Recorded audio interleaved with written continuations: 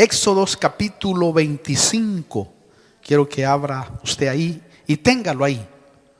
Estamos estudiando el tabernáculo de Moisés y hoy estaremos estudiando el lugar santísimo y las figuras que hay ahí, lo espiritual que hay ahí, porque todo el tabernáculo nos habla de Cristo.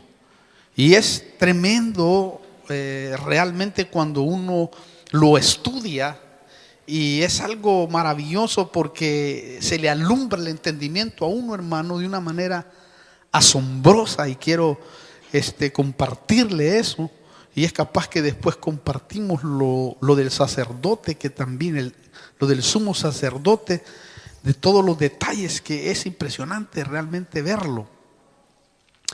Lo tremendo es que ese lugar emanaba vida, el lugar santísimo. Vida, ¿por qué? Porque ahí descendía la presencia divina de Dios. Y es asombroso cómo Él ha querido manifestarse al hombre y querer estar cerca del hombre.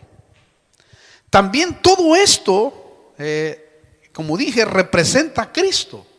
Él dijo: yo soy el camino, ¿no? Y así era llamado la puerta de entrada del atrio. Pero también dijo: yo soy la verdad. Y así se conocía la entrada del lugar santísimo. Y dijo: yo soy la vida. Y realmente cuando se entraba al lugar santísimo, ahí estaba la vida de Dios. Y Cristo es Dios.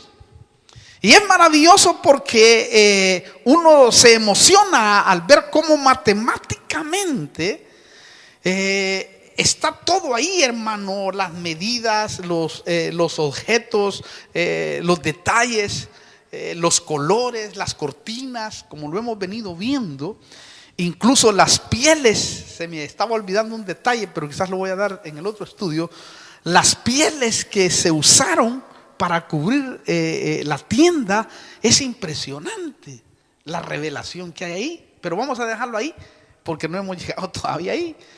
Entonces, lo más impresionante que yo miraba es que el lugar santísimo era el recinto perfecto por la simbolización de la medida cúbica que tenía.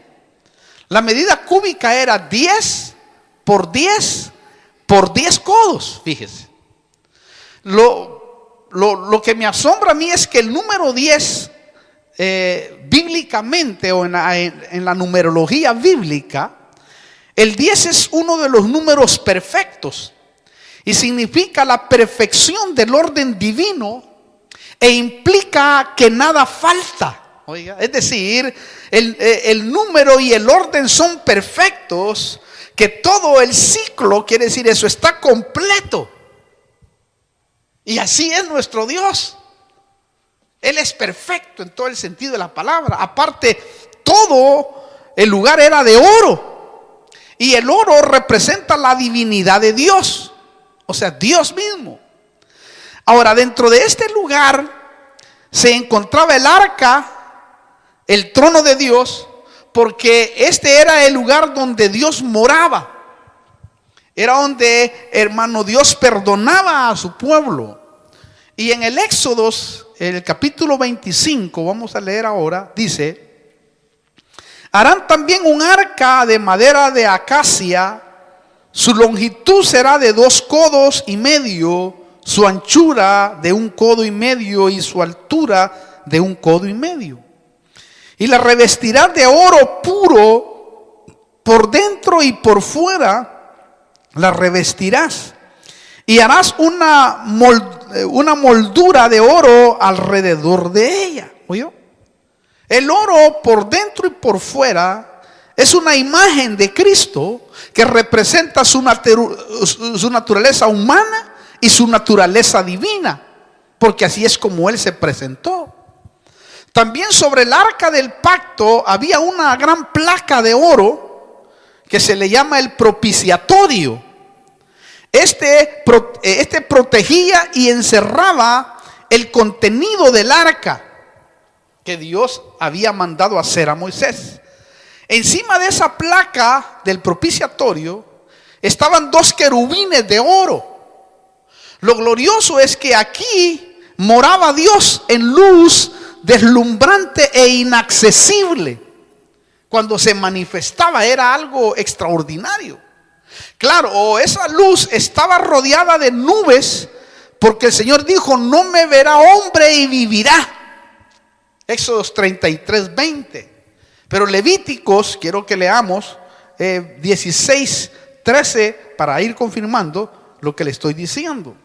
Dice: pondrá el incienso sobre el fuego delante del Señor, para que la nube del incienso cubra el propiciatorio que está sobre el arca del testimonio, no sea que Aarón muera. ¿Oyó? Afortunadamente nosotros no vivimos bajo la ley, o sea, si no vivimos bajo la gracia, Romanos 6:14. Por lo tanto, los que pertenecemos a Cristo, ahora podemos contemplar la gloria del Señor, dice Corintios, a cara descubierta. Segunda de Corintios 3:18, usted puede leerlo en su casa. Ahora nosotros tenemos la bendición, fíjese, de todo esto. Aparte, hermano, el Dios del cielo permite a través de Cristo a nosotros que no somos tan dignos, que podamos entrar ahora hasta el lugar santísimo. Ya va a ver por qué. Entonces el lugar santísimo, llamado Santo de los Santos, por estar oculto y privado, nos indica que Dios es santo y que está rodeado de justicia, como Él siempre lo ha sido. Mire, antes de seguir en los detalles, porque después le voy a traer la revelación, antes de seguir hay que destacar un detalle muy importante, muy tremendo. Cuando Dios manda a construir el tabernáculo, lo hace desde adentro hacia afuera. Es decir, desde el arca del pacto hacia el atrio. Y esto nos muestra espiritualmente de cómo Dios trabaja en la vida del hombre, en la vida de aquel que salva, en la vida de aquel que transforma. Usted sabe que el Señor trabaja primero de nuestro espíritu hacia afuera. Trabaja primero en el espíritu. Cuando tú eres salvo y el Señor te interviene, ¿no? Lo que salva primero es tu espíritu. Por eso es que a veces usted no mira cambios en las personas. Dice, bueno, pero este tipo sigue fumando, por ejemplo, o tiene un vicio, y quizás en el instante no lo deja, pero a medida que empieza a trabajar Dios, primero sella su espíritu, luego trabaja en su alma, donde están las emociones, el intelecto, y su voluntad, y luego el cuerpo. Por eso Cristo decía: limpiad primero el vaso por dentro, para que lo de afuera se vaya limpiando solo. O sea, es un proceso que viene, hermano, desde adentro. Y así fue con así fue con el tabernáculo. Desde adentro empezó el Señor a trabajar. Y eso es maravilloso cuando lo mira uno. También Pedro dice que el adorno interno es más preciado por Dios, un espíritu tierno. Primera de Pedro 3:4. Ahora, el arca permanecía sola en el lugar santísimo y era la representación de Dios, y el vaso sobre lo cual Él se manifestaría a Moisés, como Él se lo había dicho. También era lo más sagrado dentro del tabernáculo. Puede leer 1 de Samuel 4:17-22 para darle nada más datos. Entonces podemos decir que Dios había establecido su presencia como la meta de todo lo que había de hacer en el santuario. ¿Oyó bien? Dios había establecido su presencia como la meta de todo. Él quería que el hombre alcanzara esa meta, y nosotros debemos de alcanzarla, y ahora lo podemos hacer porque lo hacemos a través de Cristo. La meta de nosotros es entrar hacia el lugar santísimo, hermano.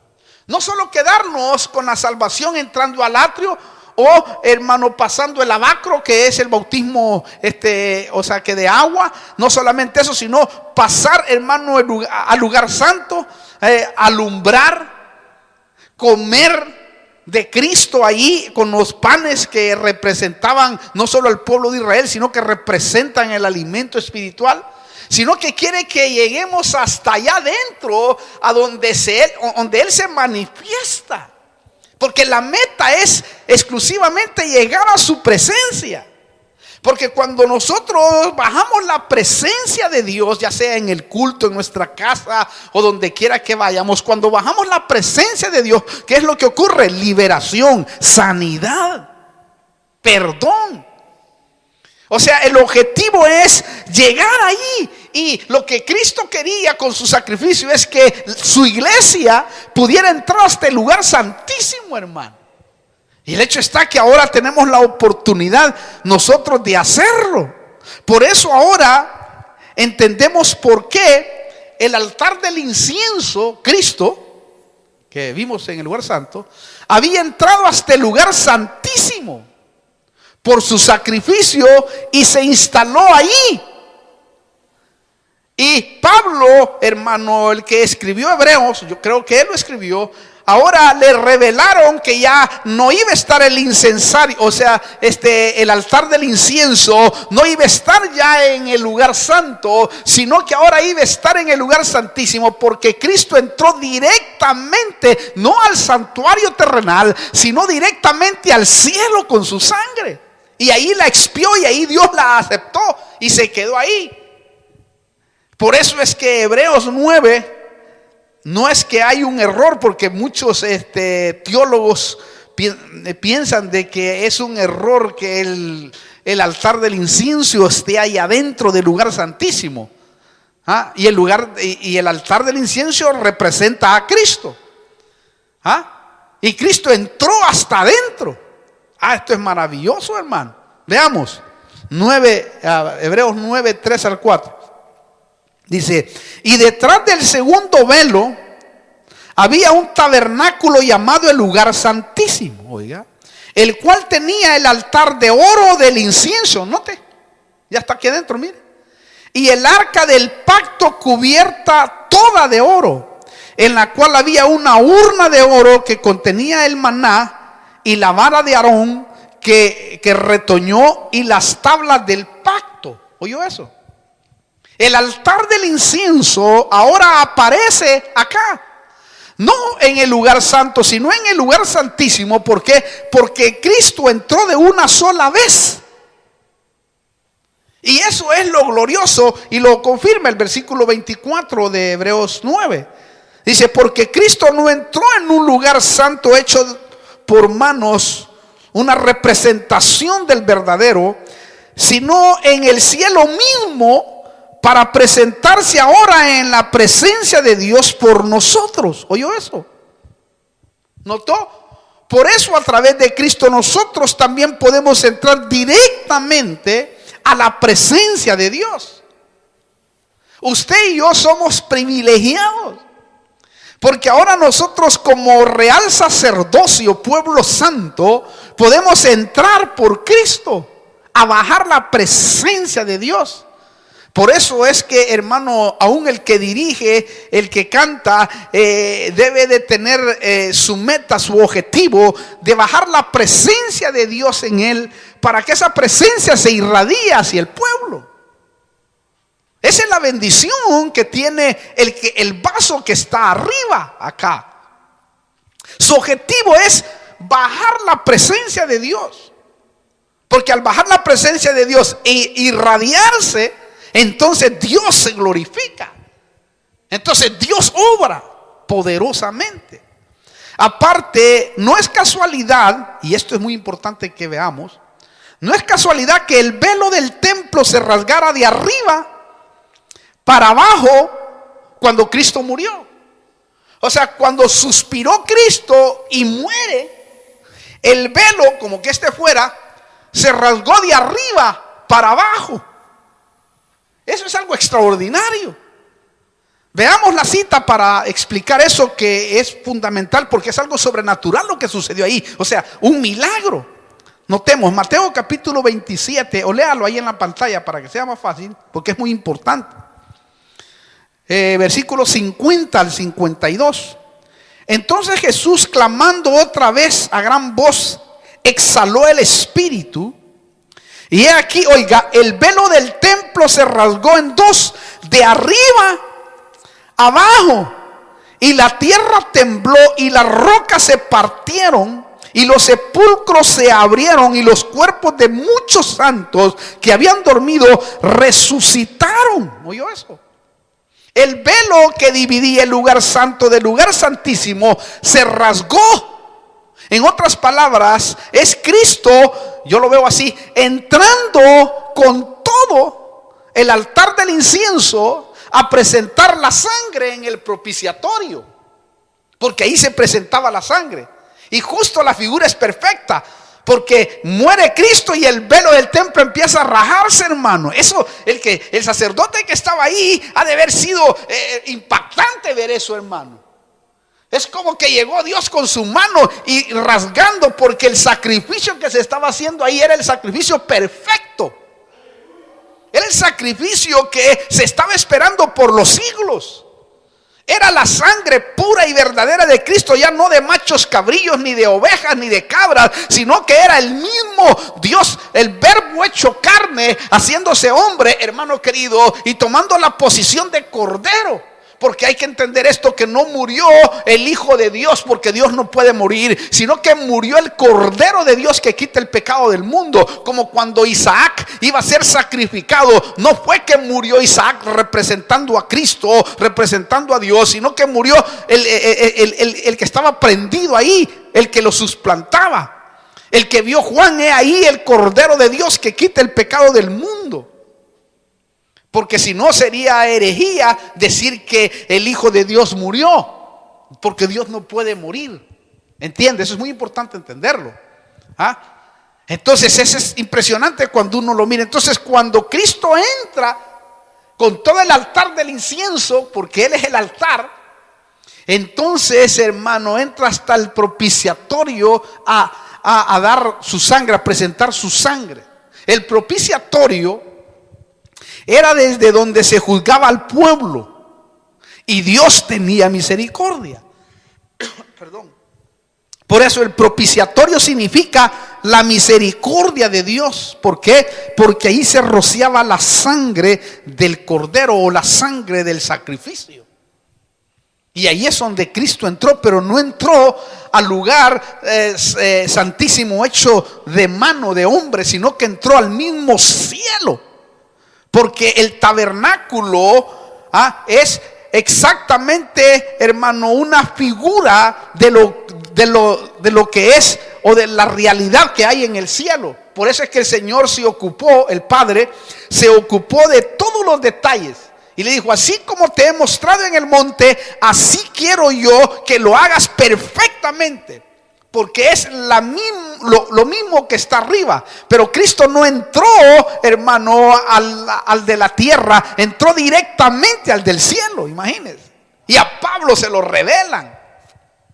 Por eso es que ahora se confirma que el altar del incienso, hermano, está allá adentro. Porque ahora tú, entrando al lugar santísimo, puedes dar, hermano, alabanza, adoración a Dios. Porque también lo que se hacía en el altar del incienso era un perfume que llegaba hasta la presencia de Dios. Y eso significa alabanza y adoración y oración, como lo vimos en el lugar santo.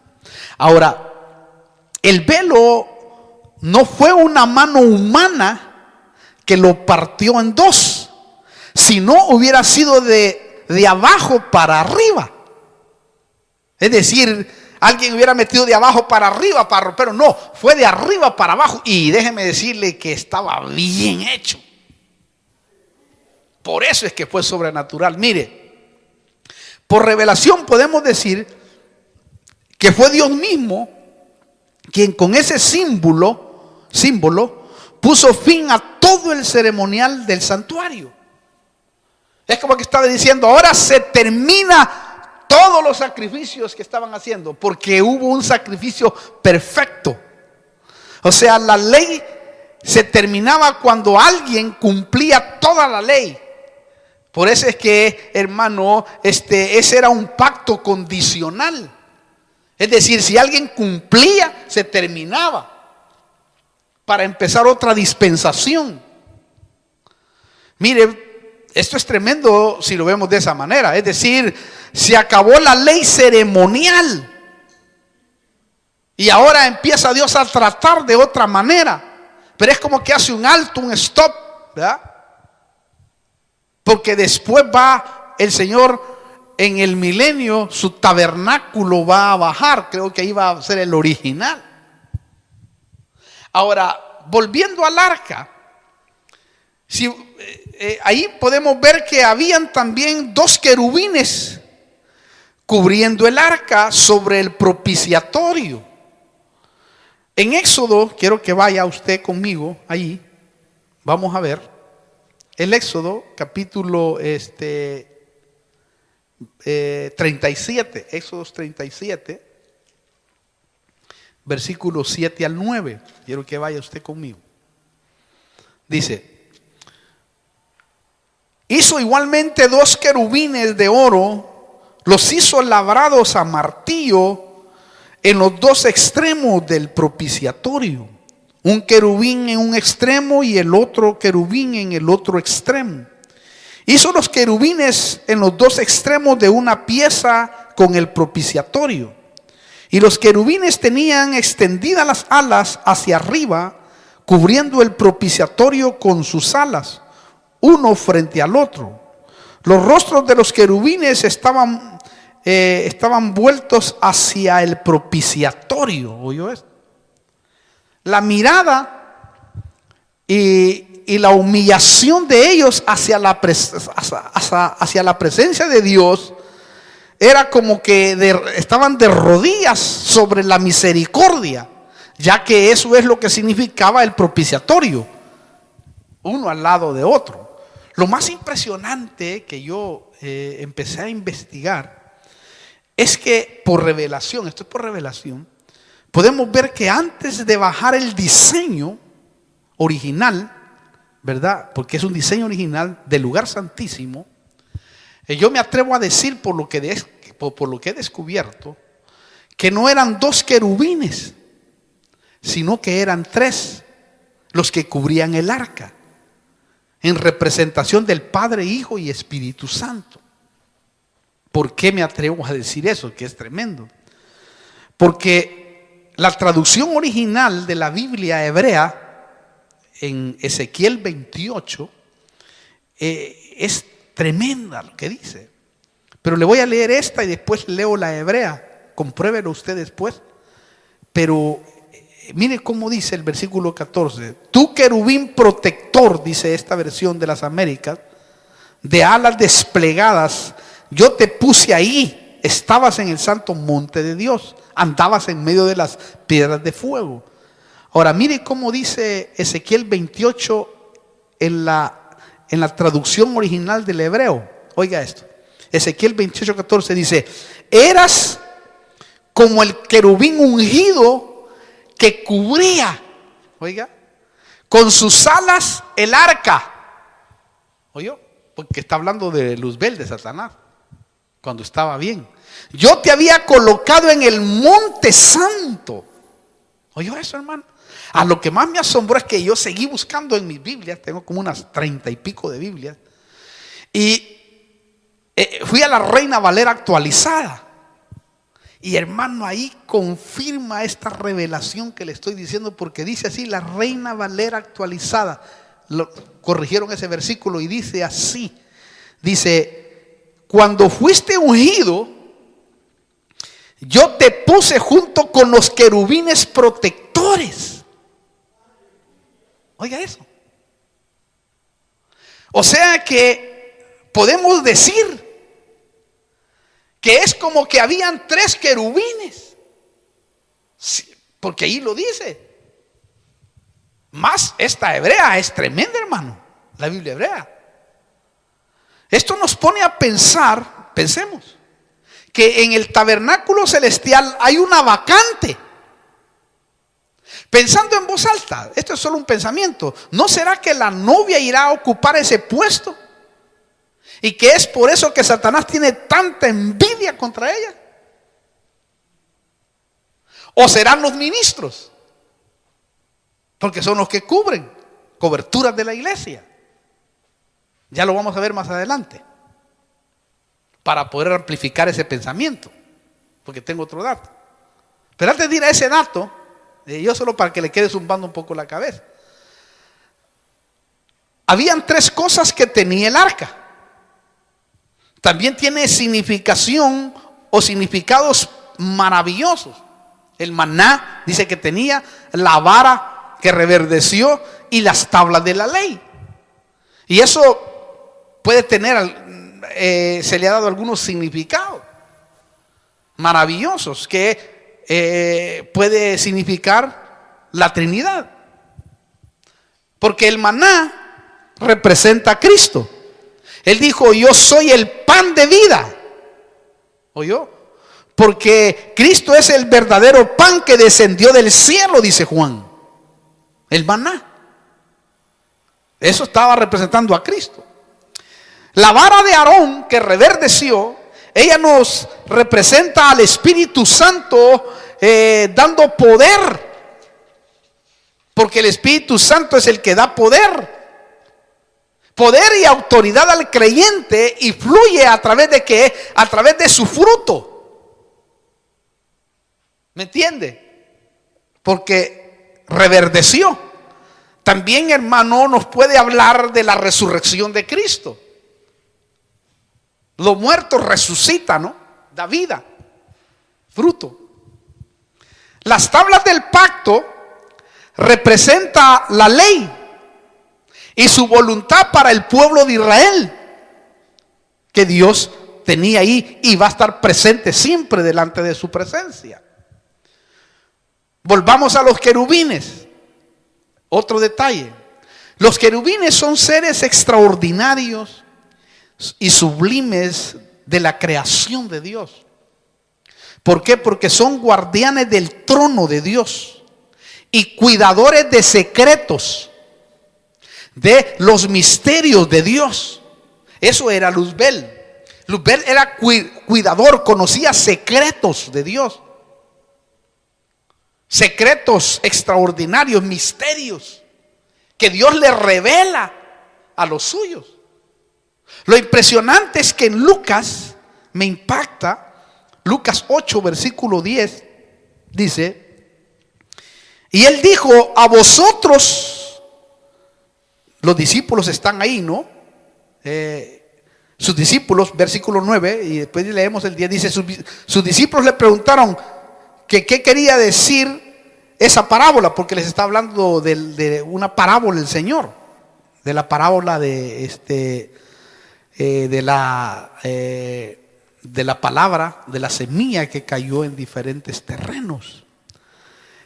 Y le dijo: a vosotros, por eso me llamó la atención, a vosotros se os ha dado a vosotros se os ha concedido conocer los misterios del reino de Dios, pero a los demás les hablo en parábolas, para que viendo no vean y oyendo no oigan. Note usted esto, qué interesante. Ahí se me prendió el coco. A vosotros. ¿Será que solo a los ministros? Porque le está hablando a los apóstoles. ¿O será a la iglesia también? Que se le da ese privilegio hoy.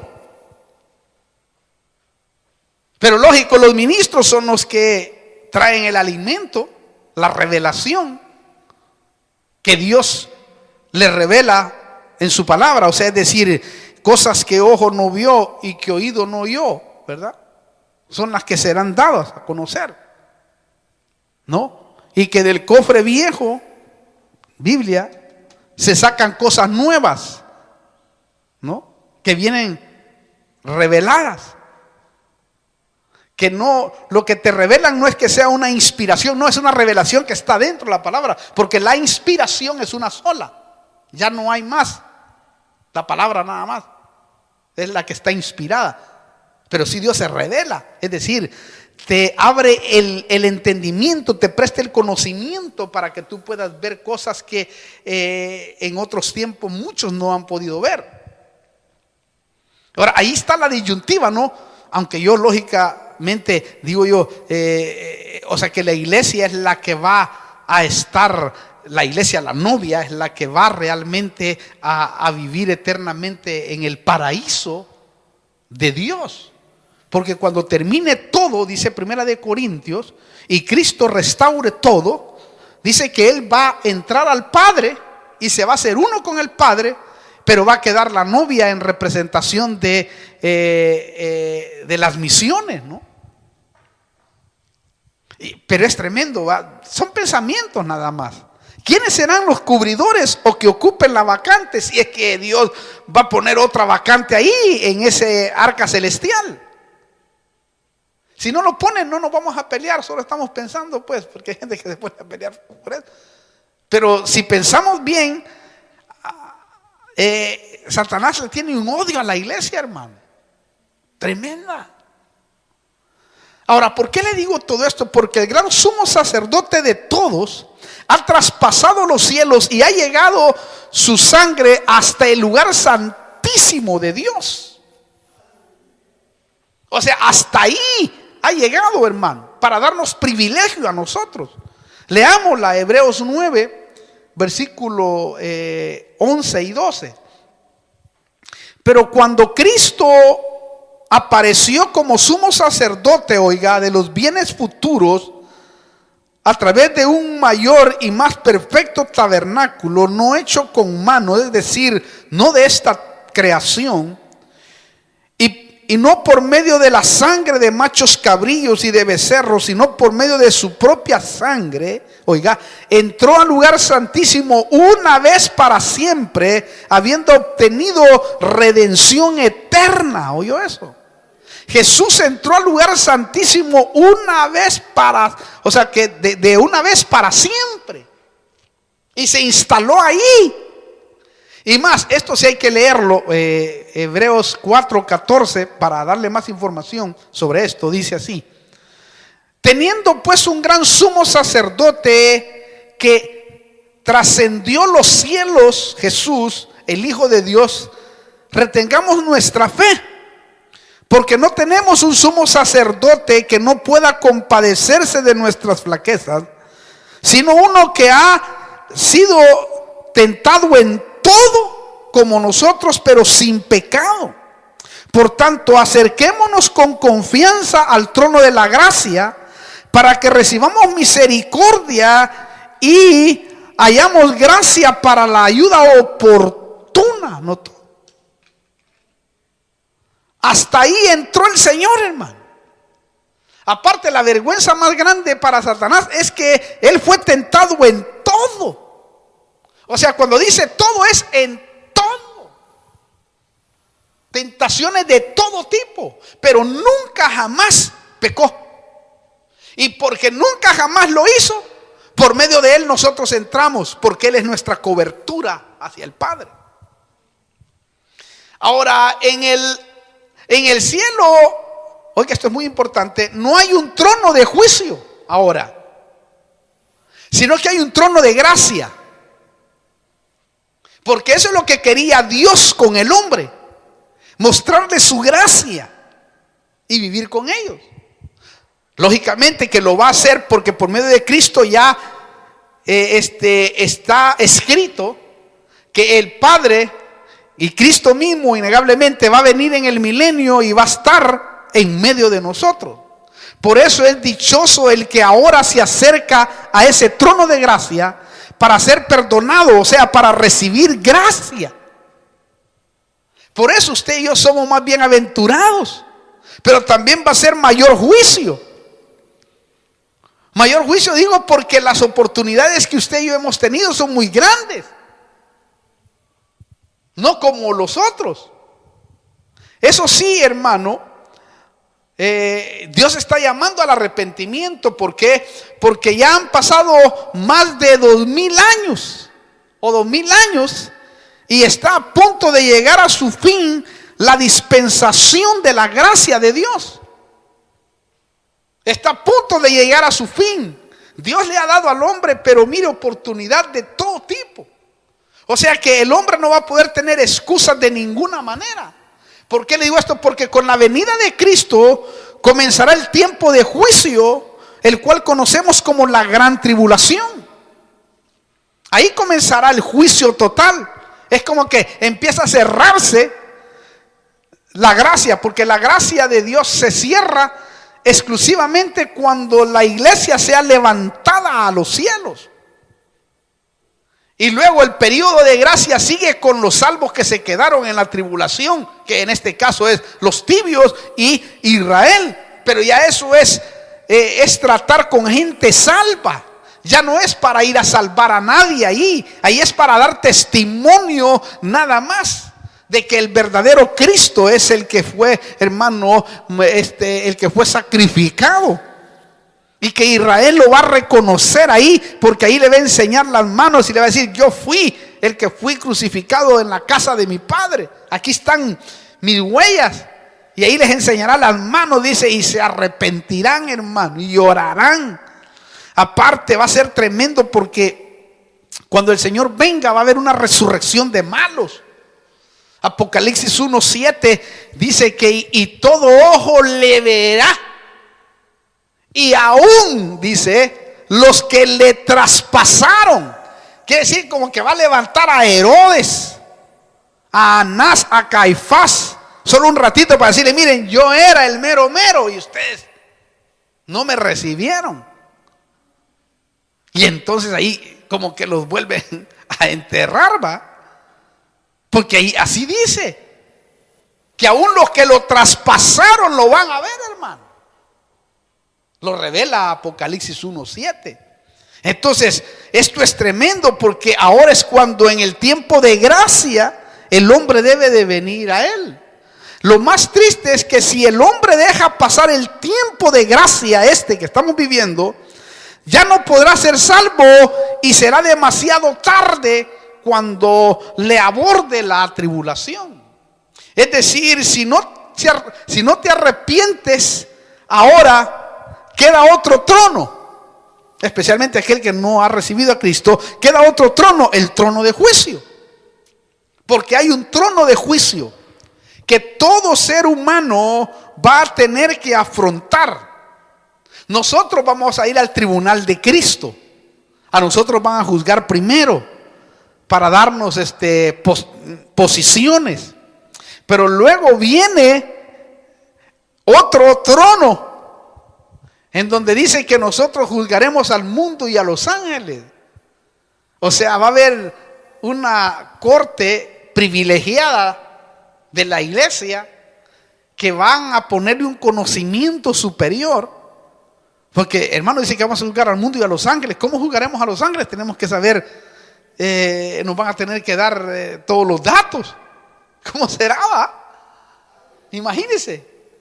Pero que sí va a haber un trono de juicio para después ahí, hermano, empezar otra era. Se lo voy a leer cómo va a ser ese trono para ir terminando. Apocalipsis 20, versículo 11 al 15. Y vi un gran trono blanco y al que estaba sentado en él, de cuya presencia huyeron la tierra y el cielo, y no se halló lugar para ello. Y vi a los muertos grandes y pequeños. Oiga, repito, versículo 12. Y vi a los muertos grandes y pequeños de pie delante del trono.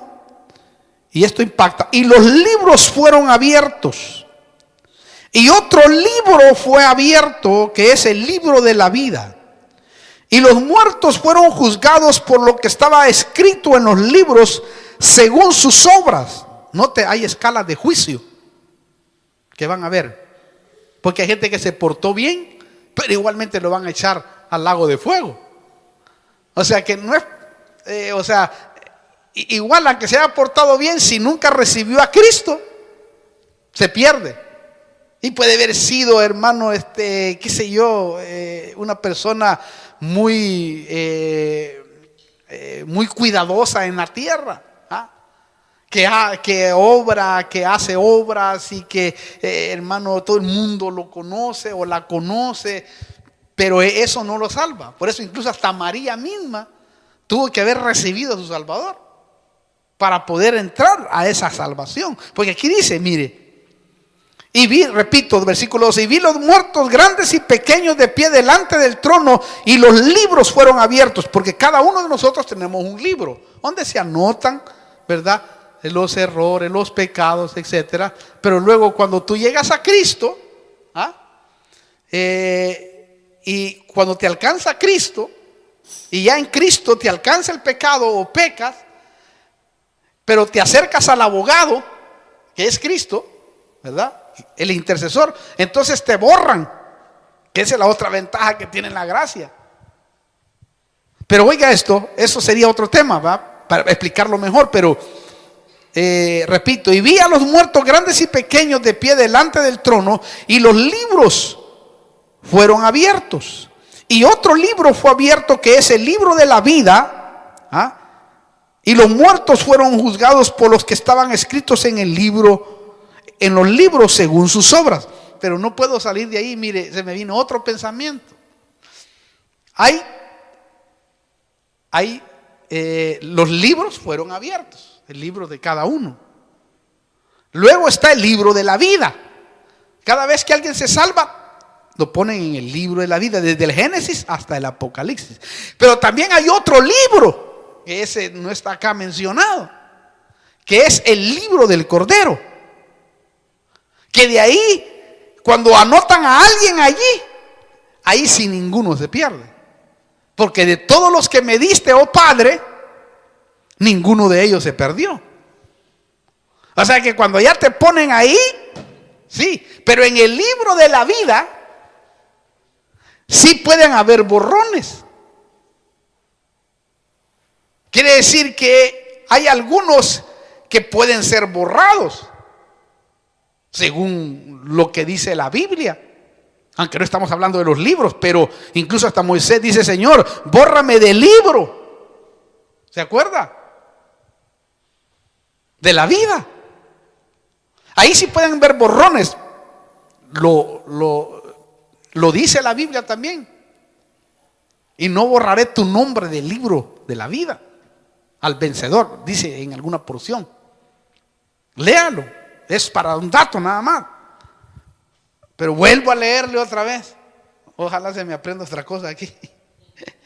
Y vi los muertos grandes y pequeños de pie delante del trono, y los libros fueron abiertos. Y otro libro fue abierto, que es el libro de la vida, y los muertos fueron juzgados por lo que estaba escrito en los libros según sus obras. O sea que según lo que él hizo, lo van a posicionar en el infierno. Quizás menos caliente, más caliente y súper caliente. Pero va a estar ahí adentro, ¿me entiende lo que le quiero decir? O sea que de todos modos va para allí. Porque eso es lo que, si nos ponemos a pensar, es que fueron juzgados según sus obras. Quiere decir que hay escalas de condenación. Y seguimos, versículo 13. Sí, falta hasta el 15. Y el mar entregó los muertos que estaban en él. Oiga, hay un depósito, mire, de muertos, que los que se ahogan o los que están ahí. Y el mar entregó los muertos que estaban en él. Y la muerte y el Hades, que son dos personajes, ¿verdad? La muerte es un personaje, pero también es un estado. El Hades es un lugar, pero también es un personaje. Y dice: y la muerte y el Hades entregaron a los muertos, otro depósito debajo de la tierra de almas que estaban en ellos. Y fueron juzgados cada uno según sus obras. Oiga. Y la muerte y el Hades fueron arrojados al lago de fuego. ¿Oyó? Esto quiere decir personajes, ¿no? Repito, y la muerte y el Hades fueron arrojados al lago de fuego. Esta es la muerte segunda, el lago de fuego. Ahí sí, ya de una vez. Y el que no se encontraba inscrito en el libro de la vida fue arrojado al lago de fuego. Quiere decir, Señor, venga para acá, aquel que nunca recibió a Cristo, aquel que nunca aceptó el sacrificio del Señor, aquel que nunca quiso darse al Señor, venga por favor, le van a abrir el libro. Mire, usted no se encuentra aquí escrito. Por lo tanto, al no encontrarse aquí escrito, su lugar definitivo y eterno será el lago de fuego. ¿Oyó eso? Entonces, todo el que no fue al trono de gracia hoy estará ante este trono porque en la tierra no quisieron ser salvos. En la tierra no apreciaron la gracia de Dios. No quisieron venir, hermano, a presentarse ante el Señor. Porque pensaron, y eso es triste, ¿no? Hay gente que no se pone a pensar de que tarde o temprano va a estar en la presencia de Dios. Y puede ser hoy. Hoy puede ser, porque usted no sabe qué puede pasar. Gracias a Dios que todos los que estamos acá ya somos salvos. Con tal que si se muere hoy, directamente lo llevan a un lugar a salvo, pero lo llevan a un lugar. Tal vez a tratarlo, tal vez, o de una vez. Lo triste es que, hermano, ahora aquí dice que serán echados para toda la eternidad en el infierno. Imagínense eso, por favor. Si el hombre tan solo meditara que la Biblia dice 70, 80 los más robustos, y se acordara de Dios como al joven le dice, acuérdate de tu Creador en los días de tu juventud, antes que vengan los días malos en los cuales digas no tengo contentamiento. Wow. Por eso no es culpa de Dios que la gente se pierda. ¿Por qué? Porque Él siempre estuvo lleno de amor para salvar en todos los tiempos. En todos los tiempos y en todas las dispensaciones que han habido, al menos 7 se han puesto matemáticamente y que es bueno verlo de esa manera. Dios ha tratado con el hombre, pero el hombre ha sido rebelde y no ha querido darse cuenta de esto. Pero hoy ha llegado el tiempo. Por eso vamos a orar, hermano. Quiero que me ayude a orar primeramente por los que están viéndonos por nuestro canal. Usted que está ahí, permítame orar por usted mientras la iglesia me ayuda a orar. Vamos a orar. Quizás usted está ahí, quizás nunca ha recibido a Cristo, quizás nunca ha confesado sus pecados ante el Señor, porque ante el Señor es que se confiesan. Si este día usted ha sido tocado por la palabra y ha escuchado lo que hemos hablado y quiere recibir al Señor, yo quiero que usted haga esta oración, porque a través de esta oración es la entrada para ser parte de la familia y luego así de esa manera seguir adelante y así asegurarse para no ir a ese lugar definitivo que será muy triste por toda la eternidad. Si usted quiere recibir a Cristo, solo tiene que decirle: Señor Jesús, vengo delante de tu presencia, recibiéndote en mi corazón. Acepto el sacrificio que tú hiciste en la cruz del Calvario, y en este día te pido perdón. Perdona mis iniquidades, mis maldades, y yo quiero que entres a mi corazón y hazme una nueva criatura, en el nombre de Jesús. Si usted ha hecho esta oración, téngalo por seguro que el Señor ha entrado a su corazón. Quizás ahora no sienta nada, como muchos de nosotros que hicimos esta oración, pero a partir de hoy empieza a vivir una vida diferente y distinta. Y esa es la que le proponemos hoy. Y también tú que estás ahí, que quizás estuviste en el Evangelio, te retiraste por alguna u otra razón y te fuiste al mundo por algún pecado, por alguna cosa que ha sucedido, porque los hombres te fallaron. Tenlo por seguro que este es el tiempo que Dios está llamando y también está restituyendo a los pródigos y los está levantando. Oramos por ti también. Si quieres reconciliarte, reconcíliate, pídale perdón a Dios y venga y Él ha de tener misericordia de su vida. Y si usted está enfermo ahí, como los que están acá también, vamos a orar para que así de esa manera, Dios, a través de estas ondas puedan llegar y puedan así hacer el milagro que tú necesitas. Ponte ahí donde tienes la enfermedad, o no importa la enfermedad que te hayan dicho que tienes, o que te hayan dicho que ya no hay solución. Déjame decirte que en Cristo lo hay. Vamos a orar. Padre, venimos delante de tu presencia, orando por cada uno de aquellos, Señor, que están ahí. Te pido que te glorifiques de una manera en especial delante de tu presencia. Y que en el nombre poderoso de Jesús, Señor, aquellos que te han recibido, perdónale sus pecados, bórrale sus rebeliones, entra a su corazón y hazlos una nueva criatura, Señor. Y que a partir de hoy, Padre Celestial, puedan comenzar una vida nueva, una vida distinta delante de tu presencia. Desde acá los bendecimos para que tu Espíritu Santo los guíe donde quiera que estén, Señor. También aquellos que están caídos y que ahora han escuchado tu palabra, y que tú, oh Dios, a través de tu Espíritu Santo, a través de este siervo tuyo, Señor, les está diciendo que es el tiempo de venir otra vez a reconciliarse con Dios y así seguir adelante. Pues también, Padre, perdónalos en el nombre de Jesús, como lo hiciste también con el pródigo.